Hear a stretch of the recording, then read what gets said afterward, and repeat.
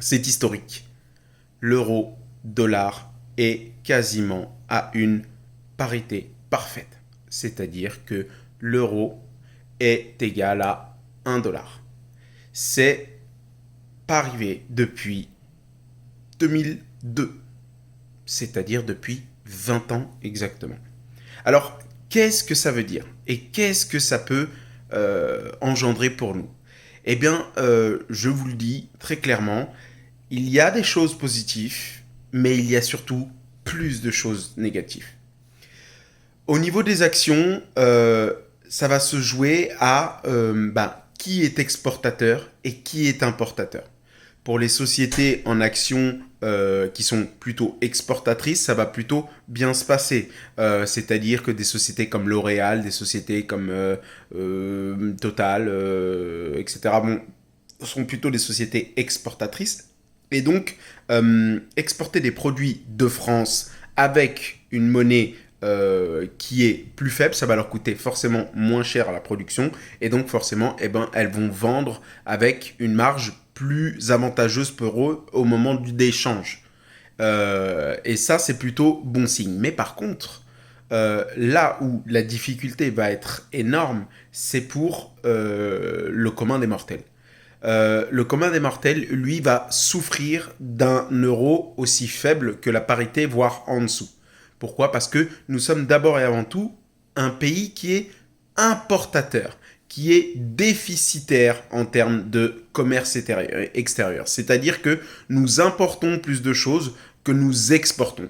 Donc forcément, les choses vont devenir plus chères pour nous. Alors l'inflation, clairement, on va continuer à la voir augmenter du fait que tout simplement les produits qui ont le plus d'importation, qui ont le plus d'inflation sont des produits que nous importons.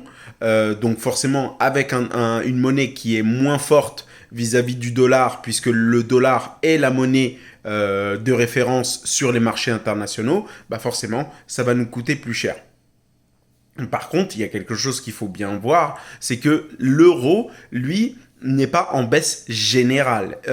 Même si il a une certaine baisse, il n'est pas en baisse générale. C'est-à-dire que vis-à-vis du yen, vis-à-vis d'autres monnaies, de petites monnaies, etc., etc., je sais pas, un petit peu partout, l'euro est plutôt encore assez fort. C'est plutôt les autres monnaies qui diminuent.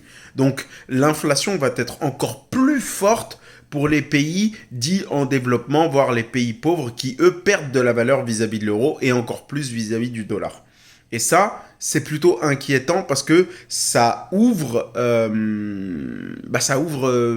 à des conflits sociaux qu'on n'a peut-être pas forcément envie de voir arriver, quoi. Vous l'avez vu un petit peu au Sri Lanka, qui s'est soulevé face à ses gouvernants, qui a tout simplement envahi les palais présidentiels du président ainsi que du Premier ministre, et qui a décidé tout simplement de reprendre ce qui lui est dû, ce qui lui appartient, c'est-à-dire déjà sa monnaie, son pouvoir politique, etc., etc.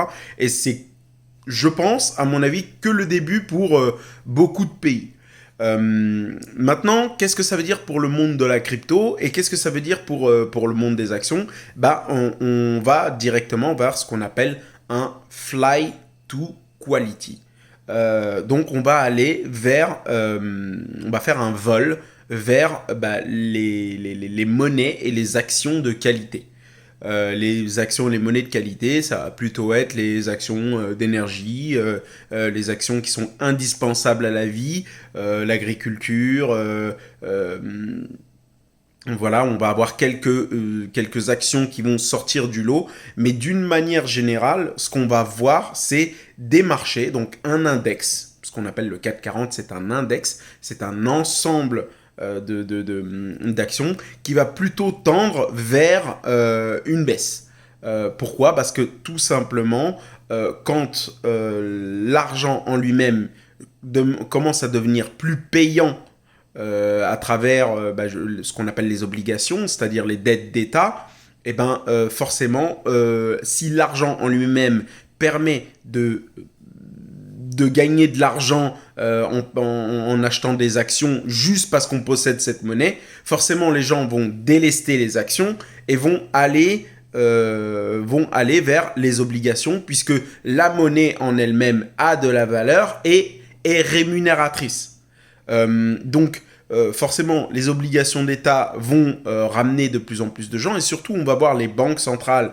Il faudra énormément surveiller ce que font les banques centrales, à savoir, si les banques centrales continuent d'augmenter les taux, donc c'est-à-dire de faire augmenter la valeur de l'euro, du dollar, surtout du dollar, puisque c'est la monnaie de référence dans le monde, si elle continue à augmenter ses taux, tout simplement, le reste des choses va perdre de la valeur. Donc, on va continuer à voir les actions diminuer, et aussi les crypto-monnaies et les DApp, les actions, les projets de la blockchain vont continuer aussi à perdre de la valeur parce qu'on va préférer avoir du dollar puisque les dollars sont plus rémunérateurs et plus avantageux puisqu'elles gardent la valeur et encore plus quand les obligations permettent d'avoir un rendement de 2, 3, 4% de manière sûre.